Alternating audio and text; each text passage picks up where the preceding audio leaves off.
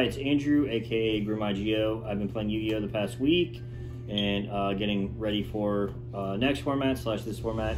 And I played in like 3 tournaments so far with this deck, and I think I've only lost once. I played in a case tournament, got first place today, playing this deck. Nothing too crazy though, and this format's in a really weird place where a lot of decks can be good, and I think the Orcust Runick deck has a lot of potential. It plays like old Sky Striker and also has like a lot of utility with the Orcust cards and removal with the Runick cards. So the deck gets like really insane fast, especially like if you get in a tempoed game like the Runick Orcust deck. It's going to beat the deck right now. I do like Fire Kings right now, but the issue with that deck is very bricky, and if people are really thinking that's the best deck right now for this format, then the format has to be pretty slow.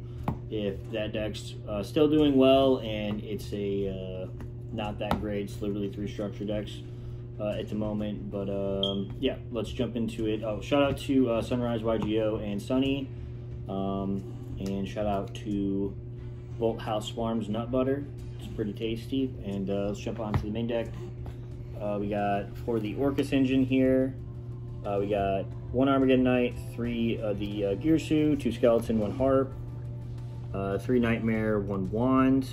And then we have the Return, Crescendo, and Foolish Burial. This is all we have for the engine. I would not play Dark Grepher just because you play less dark monsters in this deck. And yeah, that's basically it. Also, another thing about this deck, if you play any other Orcust variant, these are complete bricks in your hand. You don't want to see them. In the Runick deck, you're happy to see most of these in your hand. They allow you to play through boards and discard and a bunch of other cool things. Then we have the horse package. I side this out going second, just because like it's great, but it's better in decks that can actually have a battle phase.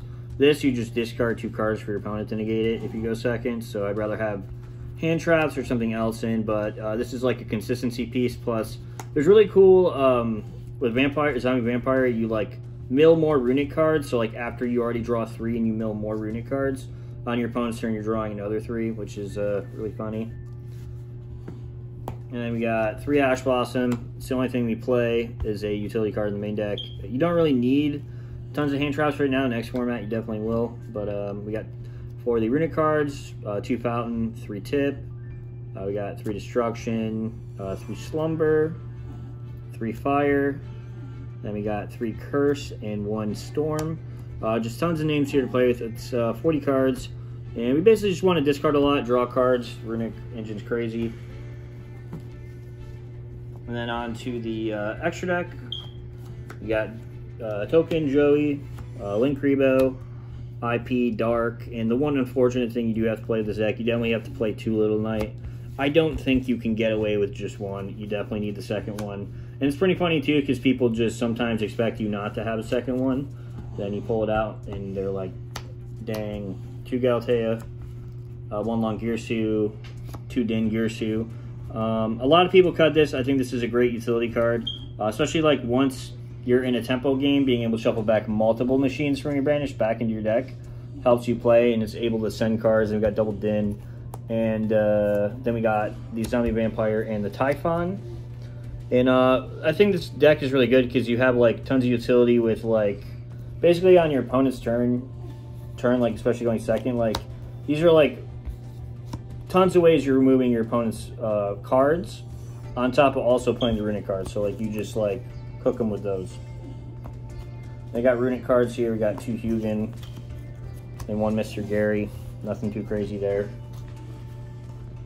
And then side deck, we got 3 Nibiru, 3 Phantasme, 3 Droll, 2 Tactics, 1 Cold Buy, and 3 Imperm. I think the format's really diverse, so it's like trying to figure out what is good right now. So we're just playing hand traps. I set out the horse package and Crescendo for my utility slots, so I'm usually able to fit 6 side cards depending on the deck. If Ash is kind of weak, I'll just trade these instead and then have these 9 going against combo decks like the Manadium deck and things like that.